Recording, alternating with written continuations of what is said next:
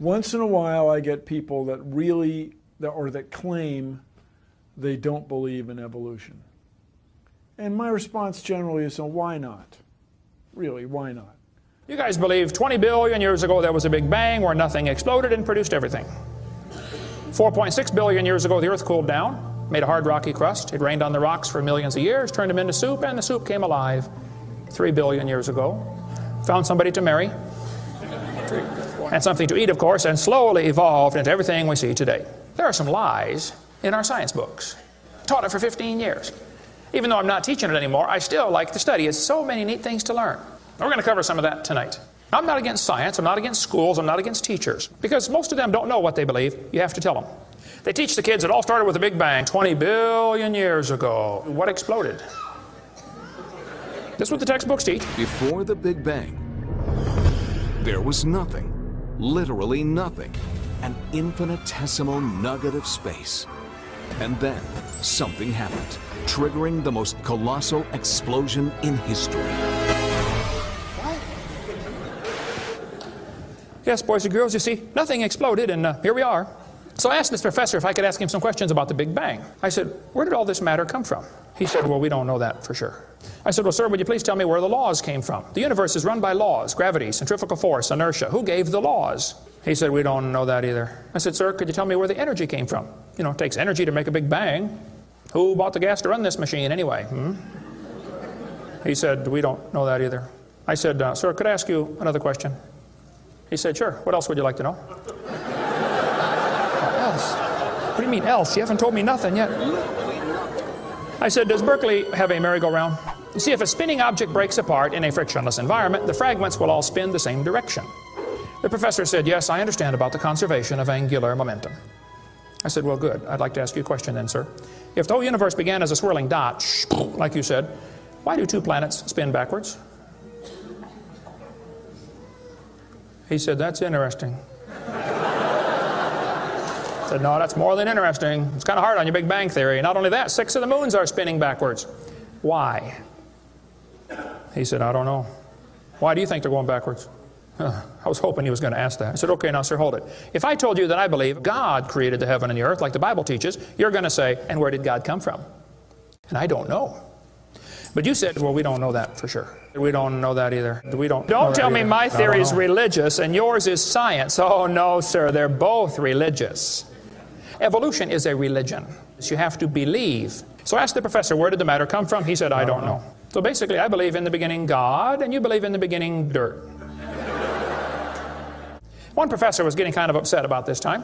He said, Mr. Hovind, there are hundreds of varieties of dogs in the world. He said, do you mean to tell me that you believe all these dogs came from 2 dogs off of Noah's Ark? You expect me to believe that? I said, sir, would you look at what you're teaching your students? You're teaching your students that all the dogs in the world came from a rock. Charles Darwin was disciplined. I mean, he did these extraordinary experiments, this series of experiments.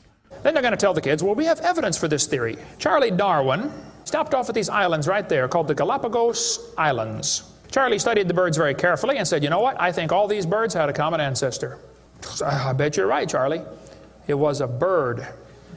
You see 14 kinds of birds, and you conclude that birds and bananas are related. Here are these ancient dinosaur bones or fossils. They tell the kids they have evidence of evolution from fossils. I don't think so. If you find a fossil in the dirt, all you know is it died.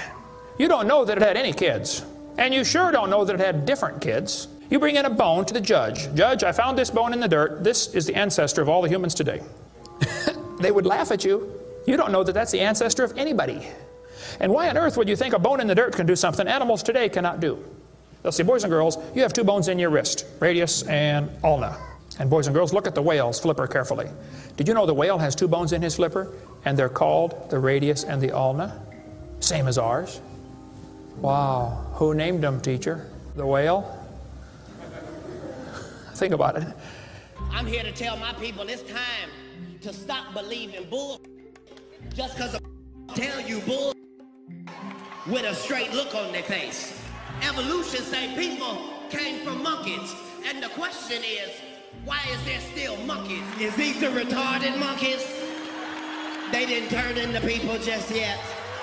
Even Stephen Gould admitted the absence of fossil evidence for intermediary stages is a persistent and nagging problem for evolution.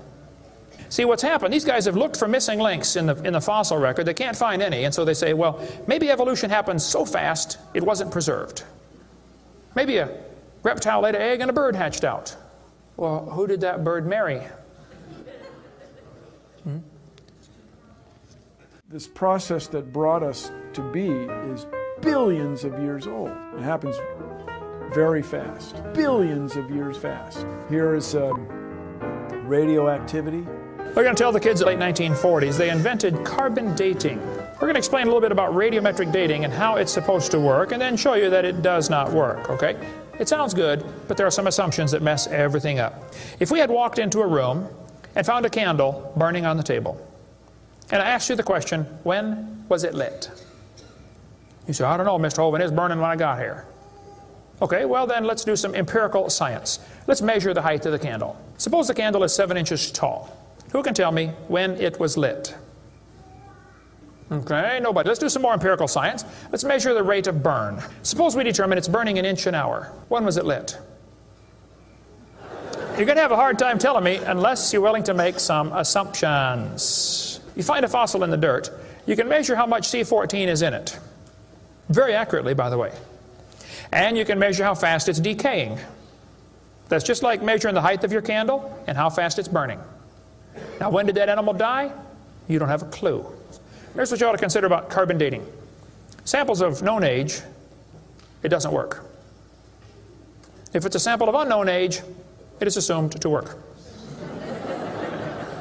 It's just really a hard thing.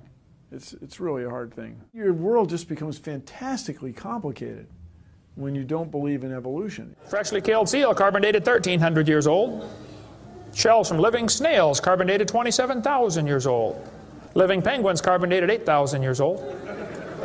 One part of Dima was 40,000 years old, another part was 26,000, and the wood next to it is 9,000. Then they tell the kids about the geologic column. They say each of the layers is a different age, you know, Cenozoic, Mesozoic, Paleozoic, Archaeozoic, all them zoic boys. Now, if you get a petrified tree standing up, running through different rock layers, I don't think it's smart to say those layers are vastly different ages. Those trees did not get slowly covered by the sediments over millions of years. They would rot and fall down. Crazy. They'll say, boys and girls, you have an appendix that you don't need anymore. That's a vestigial structure. That's proof of evolution. Well, excuse me, you do need your appendix. The appendix is part of your immune system. If your appendix is taken out, you can still live, okay, but it increases your susceptibility to quite a few diseases. You could live without both your legs and both your arms and both your eyes also. That doesn't prove you don't need them. There are no vestigial organs, and even if there were, that would be the opposite of evolution. That's losing, not gaining. I was taught when I went to school, man used to have a tail, but he lost it because he didn't need it. I thought, didn't need it? Have you ever thought how handy a tail would be? Have you ever come to the door with 2 sacks of groceries? Wouldn't that be nice, man, to be able to grab that door and walk right around and get in it? Lost it because we didn't need it. Man, you could drive the car and tune the radio knob and hold the Coke at the same time. What we're finding is that natural selection seems to be an incredibly important factor in generating new species. Natural selection, the key evolutionary mechanism Darwin identified. The bad designs get eaten by the good ones, and so all you have is good ones. Why is there still monkeys? Natural selection doesn't cause any evolution. It makes sure the bad ones don't survive, but it's not going to change it to something else. That's what evolution is. If you worked in a factory that produced cars, and your job was to check for defects, and you caught every single mistake, and you rejected it, how long would it take that process to change the car to an airplane? You say it'll never change it. That's my point. The students are taught we have evidence from development. Darwin considered this by far the strongest single class of evidence. This textbook says the human embryo growing in the mother has gills like a fish. Those little folds of skin are not gills. Those little wrinkles under your chin when you're growing up later develop into bones in the ear and glands in the throat. They never have anything to do with breathing. I've seen folks that have 5 or 6 chins and they can't breathe through any of them but the top one. Those are not gill slits. Ernst Haeckel, though, said the turning point in his thinking was when he read Darwin's book. He made huge charts of his posters of his drawings of these embryos and traveled all over Germany and just about by himself converted the Germans to believing in evolution. Haeckel took a drawing of a dog and a human embryo and he changed them to make them look exactly alike. On top are Haeckel's fake drawings. Underneath are actual photographs of what he claimed he was drawing a picture of. Now either he's a lousy artist or he's a liar. Well, it turns out he's a liar. He was convicted of fraud by his own university, proven to be a fraud. But guess what? Haeckel's fake drawings are still used in textbooks in your state right now. It's only been proven wrong 125 years ago. I know it takes a while to get textbooks up to date, but that ought to be plenty of time. Adolf Hitler said, "You let me control the textbooks, I'll control the state." Watch this sentence here carefully. Some kid's doing this for homework tonight. Boys and girls, do you think humans are still evolving? Now what kind of question is that? Doesn't that question assume that evolution has happened? What if a kid doesn't believe in evolution? How's he supposed to do his homework tonight? That question does not teach him how to think critically. That teaches him what to think, not how to think. And when the kid gets done with this course, he's going to think he knows how to think. But he doesn't. He knows how to be told what to think. Brainwashing at taxpayer expense. They want to use my tax dollars to teach that to your kids in our schools. If you want to deny evolution, that's fine. But don't make your kids do it, because we need them. And that's where the problem comes in. Okay? If you want to believe in the Big Bang, just enjoy yourself, but keep your religion at home. The Russian atheist astronomer came to America and spoke at one of the universities, and he started off his speech, he said, "Folks, either there is a God or there isn't. Both possibilities are frightening. If there is no God, we're in trouble. We're hurtling through space around the sun right now at 66,000 miles an hour, and nobody's in charge." That's a scary thought. But if God made the world, He owns it. That means He makes the rules. You see, if there is a God, we better find out who He is, and find out what He wants, and do what He says. Malcolm Muggeridge said, "I am convinced the theory of evolution, especially the extent to which it's been applied, will be one of the great jokes in the history books of the future." It's a joke. And it would be a joke if it weren't for the tragic results. How many kids are taught this thing every day and believe it, and it destroys their faith? Find you something to believe in. Whole thing, who do you even pray to? Nobody. Hey, if you died today, where would you go? You ought to think about it, because you will be dead for a long time. Doesn't matter how long you live, you're going to be dead longer than that.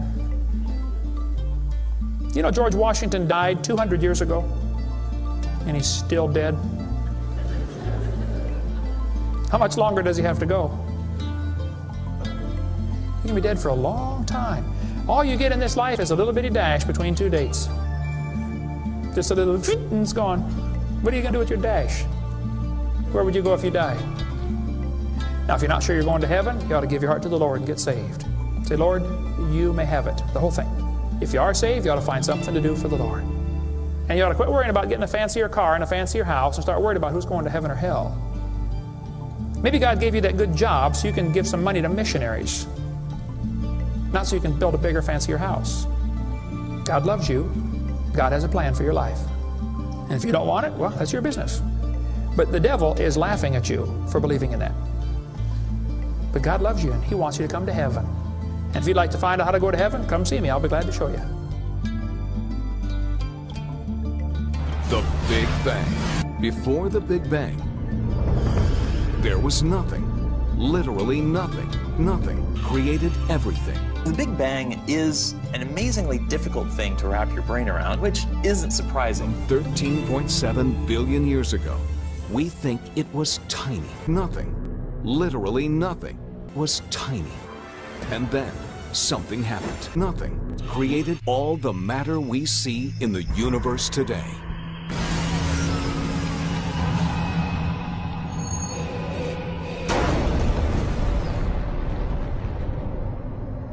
Nothing is more powerful than nothing. And that's what trips most of us up. It was the explosion of nothing. Find you something to believe in. World getting crazy. And you better believe something.